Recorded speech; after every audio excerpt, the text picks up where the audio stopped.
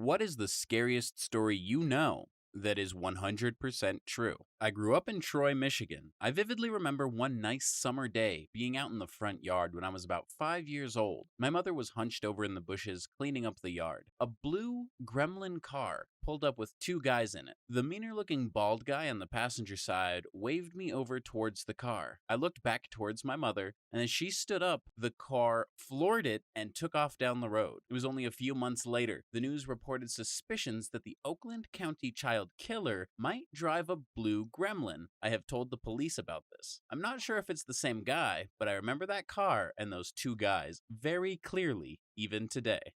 I live in California and hike up the hills behind my house nearly every night. Last summer at about 1:30 a.m., about halfway up the hill on a dirt switchback trail was an empty wheelchair, obviously from a hospital. It seemed nearly impossible to get a wheelchair up to that point in such a rough trail. No lights, no people, just an empty wheelchair. I took a picture on my phone and sent it to my brother because it seemed so creepy. I make it to the top of the hill and then head back down. It's about 3:15 a.m. I get back to that spot and the wheelchair is gone. Again, no lights, no people, no other footprints. I still had the picture on my phone, so I knew I wasn't imagining things. So, let's go from the start. We just moved into a new house, and I never really thought anything about it. But in the first day there, I started hearing noises, still just thinking it's in my head. So the next day comes around, and I'm getting ready to transfer to a new school, so I'm still home for like a week or two. I'm eating, playing on my phone, I think on Clash of Clans. I was just chilling and eating, but then my battery went from 92% to 15%. After that happened, like 5 seconds later, I feel a scratch on the back of my neck, and I get terrified. Now, I checked it out, and there were 3 claw marks on my neck. This is getting long, so to cut it short, we moved out fast when my mom got scared from sounds. No one knows about this except me and Reddit. So I found this out about a week ago. There's this kid at my school who's about 16, who along with his older brother and father were the first people on scene at this horrific truck crash. I think it was a gas tanker, and the driver went too fast around a corner and tipped. He was trapped. The kid from my school and his family rushed out of the car to help him, and upon realizing they couldn't pull him out, among the panic, somehow the kid was left alone as his father and brother sped off to the fire station nearby as they were part of the brigade. They were hoping to use the hose and everything to put out the flames, but it was too late. Everything burst into flames, and the kid had to watch and listen as this man screamed and begged for his life, for him to come help, for him to reach into the burning vehicle and get his phone to tell his wife and children that he loved them. I think by this point, there was another lady standing with him just as helpless. But just imagining it is so terrifying. He now is in extensive therapy and has PTSD and is just a shell of a person that he used to be. Candace Newmaker was a 10-year-old girl who was adopted by a nurse in North Carolina. She was having some trouble relating to her new family. So, on recommendation by a family counselor, her and her mother traveled to Colorado to perform a rebirthing ceremony. This ceremony involved her recreating her birth in order to feel more attachment to her mother. During the 70-minute ordeal, Candace was wrapped in thick blankets and pillows to simulate the birth canal and told to push her way out of the blankets. In addition to the blankets, therapists and even her mother sat on top of her, adding additional weight that caused her to start suffocating. When she cried that she couldn't do anything, they proceeded to call her a quitter and told her she was weak. There's many more horrifying details you can read in the article, but eventually she died due to lack of oxygen. The people who performed the ceremony only got 16 years in prison. I used to work at a gymnastics gym that had parkour classes. I made friends with this guy who was a regular, and he was really cool and nice. I stopped working there, and a few years later I randomly got curious about him, so I looked him up on Facebook to find an article about him where he stabbed and killed his mom. He was found and arrested while he was walking around with her blood still on his clothes. Apparently, it was a random psychotic episode from undiagnosed and untreated bipolar disorder, and something was telling him he needed to kill her to save her. His dad has been incredibly supportive of him. He was found not guilty by reason of insanity. So crazy that you can be a completely normal, functioning person, and then something wild like that happens, and not only did your mom die brutally, but you're the reason why. Ah!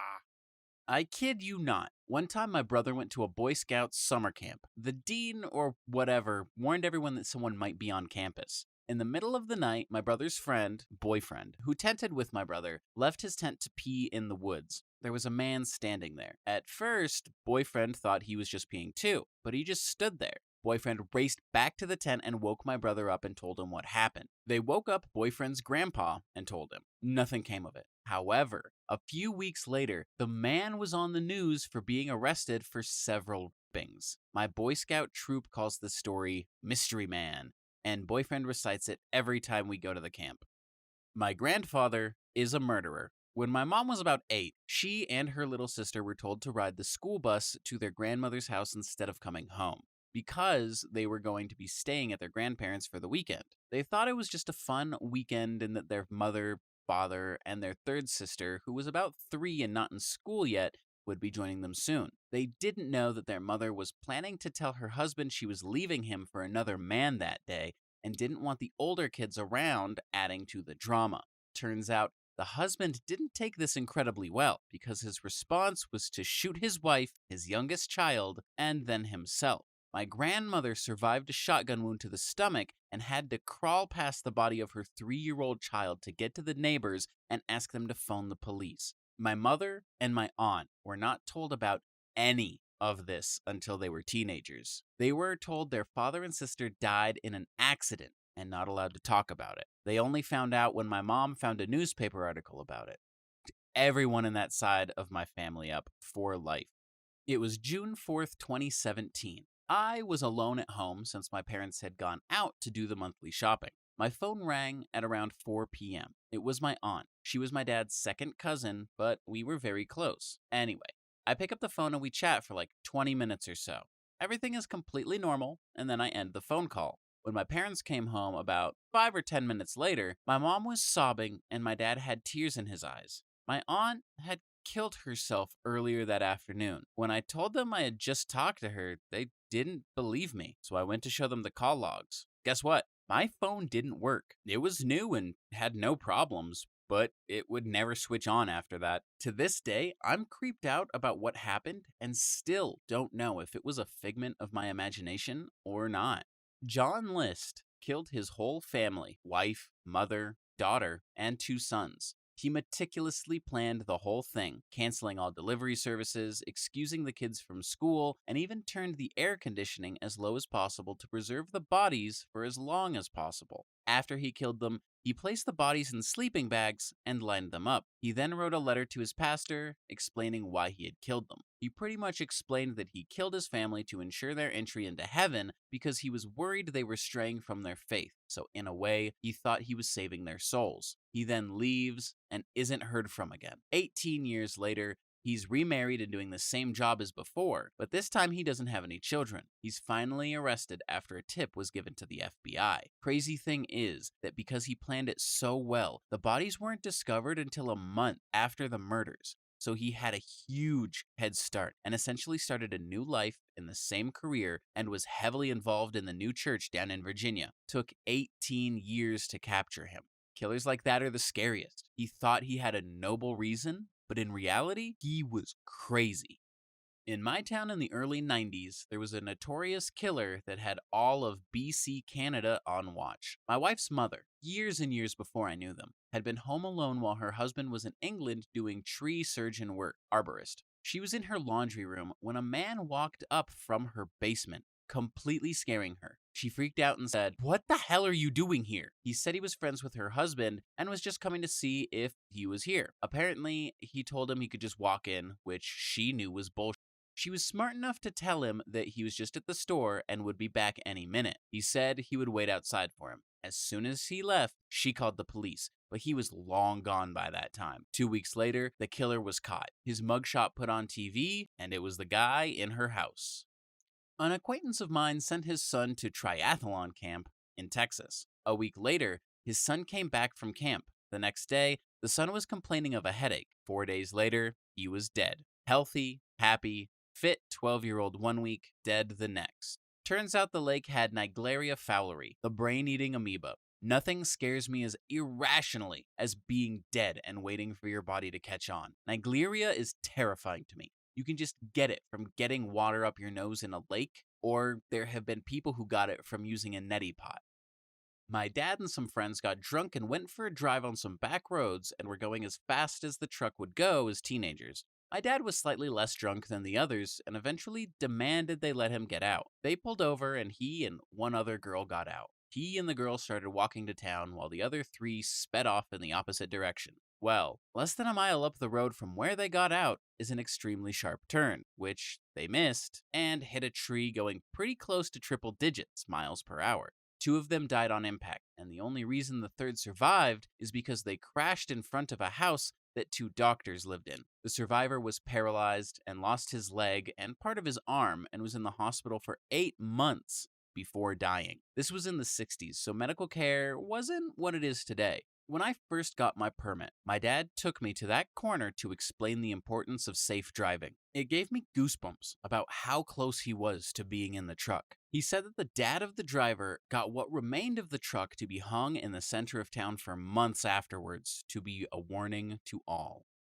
Tough to pick just one because there is true evil in humanity out there. Stuff like the Blood Eagle ritual is pretty awful. But in terms of really scary, probably stuff that just kind of happens on accident. Like the story of Kyle Plush, just awful. He was in a minivan that has one of those back seats that you can push forward to lay flat in the trunk for extra storage space. He went to grab something in the trunk, leaning over the seat, and it tipped backward and pinned him upside down against the back of the car in a position such that he couldn't get himself out. He called the police twice. The second time he called and gave them a very clear description of the car. Plush called 911 again at around 3:35 p.m. Police said this time he provided a description of the vehicle as he desperately pleaded for help but couldn't hear the dispatcher. Isaac said the information didn't get relayed to officers at the scene. "This is not a joke," the teen said over 911. "I'm almost dead." He asked the dispatcher to tell my mom I love her if I die. I still don't know why the hell they couldn't have gotten to him in time. His parents have filed a lawsuit over this because honestly, there's no reason that child should have died as long as he was on that phone with 911. This happened to me, and I've posted about it before. I was around 11 years old, and I woke up in the middle of the night to a man straddled on top of me with his hand over my mouth and nose. He told me to roll over and not to scream. I rolled onto the floor and tried to scream bloody murder. I say tried because when you are truly terrified, it can take a second to find your voice. My mom heard me screaming and came in and fought with the guy. He was at least 6 foot. She was 5'3", and scared him enough with the fighting and screaming that he took off out the window he had come in through. They never did catch him.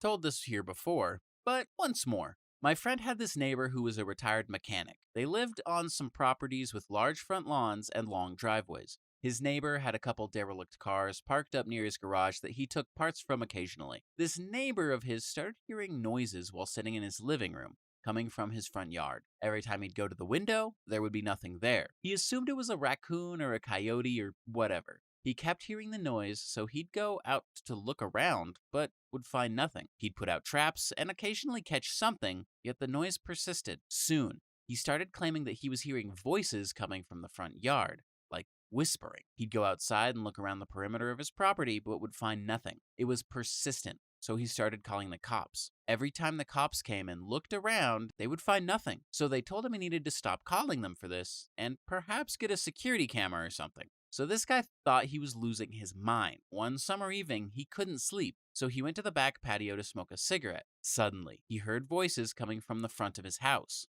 He put his cigarette out and snuck around the front and got there just in time to see the doors to his derelict conversion van silently shut. He ran back to the backyard and went inside of his home and called the police to tell them what he had seen. The police arrived and approached cold, i.e., without lights or sirens. When they approached the van, the doors swung open and a bunch of people ran out in every direction. Upon searching the van, the cops found syringes and paraphernalia and determined that people were shooting up in there. Michael and his friends decided to explore an old abandoned hospital that was rumored to be haunted. As they entered the building, they heard strange noises and felt an eerie presence around them. They brushed it off as their imagination and continued exploring. As they reached the top floor, they found a room filled with old medical equipment and files. Suddenly, the door slammed shut, trapping them inside. The temperature dropped, and they heard the sound of a heart monitor beeping in the distance. They tried to open the door, but it wouldn't budge. Panic set in as they realized they were not alone. They saw a ghostly figure dressed in hospital scrubs staring at them. The figure started moving towards them, and they screamed in terror. Suddenly, the door opened, and they ran out of the building, never looking back. They never spoke of the incident again. But I mean, they must have for this guy to be able to know the story, right? Okay, so my family and I went for a picnic in the mountains. Everything was going well until my friend and I decided to go on a nature trail. After about 20 minutes of walking, my friend spotted something white in the distance. She asked me if I could see it, but I couldn't. No, I said, and then she took a picture of it on her phone. Then I saw it on the picture. We decided to go check it out. When we were looking at it from about 5 meters away, we realized it was a body. It was wearing a white dress. We both screamed and ran back to the place where everyone was and told them about it. They didn't believe us. But in the end, my dad said he was going to go and check just to calm us down. He then came back with a shocked and terrified look on his face and told my mom to call the cops. Since there is no service in the mountains, we drove a bit lower down and called them. When they arrived, they followed us to the location, and it turned out to be the infamous serial killer's doing that still hasn't been caught. This was 4 years ago.